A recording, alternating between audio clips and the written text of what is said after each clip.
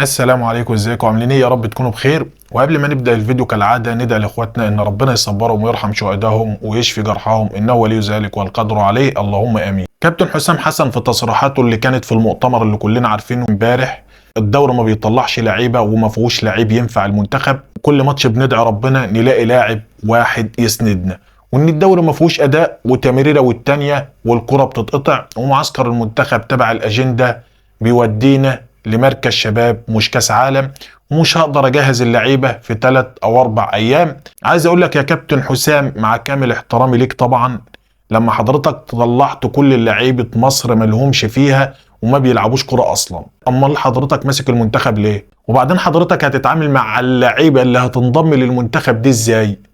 وبعدين يا سيدي، النادي الاهلي فعلا ما فيهوش لعيبه، وسيب لعيبه النادي الاهلي الله يبارك لك لدور الابطال، سيبهم لنا احنا عايزينهم.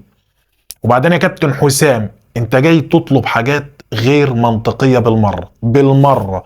هو الدوري ناقص تأخير طق علشان حضرتك تطلب تأجيلات في الدوري وتطلب انضمام اللاعيبة للمنتخب قبلها بأسبوعين أو 2 أو 4 أيام أو أسبوع؟ أنا من أكتر الناس اللي كانت بتتمنى إن حضرتك تمسك أو تتولى إدارة المنتخب، إنما دلوقتي إيه الكلام اللي أنا بسمعه ده؟ إيه ده؟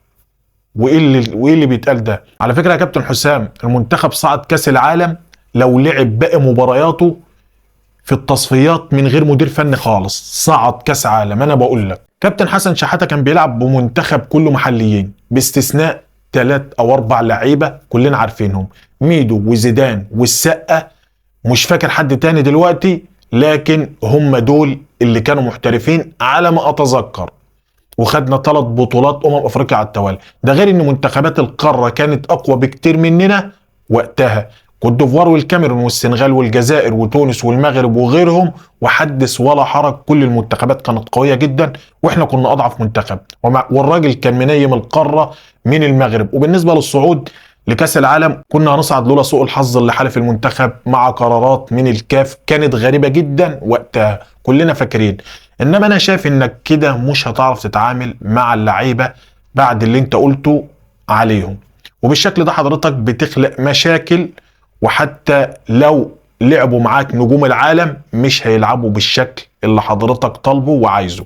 اللعيب نفسية قبل ما يكون بدني او فني. العامل النفسي ليه دور مهم جدا، وانت حطمت طموح معظم لاعبي الدوري، حتى اللي بيجتهد وبيحاول ينضم للمنتخب هيجتهد ليه بقى؟ ما خلاص مفيش امل انه يشارك مع المنتخب بعد اللي حضرتك قلته على لاعيبه مصر كلها. بصوا يا جماعه، هو الكلام ده موجه للنادي الاهلي، وفي التوقيت ده بالذات علشان النادي الاهلي رفض يلعب مباراه في كاس مصر قبل دوري ابطال افريقيا. كابتن حسام حسن لازم يكون عنده فكره ان الاهلي والزمالك بيلعبوا في بطولات قاريه، يعني لو الزمالك حقق كاس الكونفدراليه والاهلي حقق دوري الابطال، فده هيعود على الرياضه في مصر بحاجه كويسه، ودي حاجه كويسه ما تقلش عن المشاركه مع المنتخب في كل حاجه. وطول عمر الاهلي هو اللي بيدفع الثمن علشان المنتخب، ودي حاجه برضو حضرتك مش واخد بالك منها يا كابتن حسام. حاول تراجع نفسك وفي اللي انا قلته ده وفي اللي انت قلته. وفي نهايه الفيديو ندعي لاخواتنا ان ربنا يصبرهم ويرحم شهدائهم ويشفي جرحهم، انه ولي ذلك والقادر عليه، اللهم امين. وما تنساش تدعمني بلايك واشتراك في القناه وتفعل زر الجرس علشان اقدر استمر، واشوفكم في فيديو جديد، والسلام عليكم.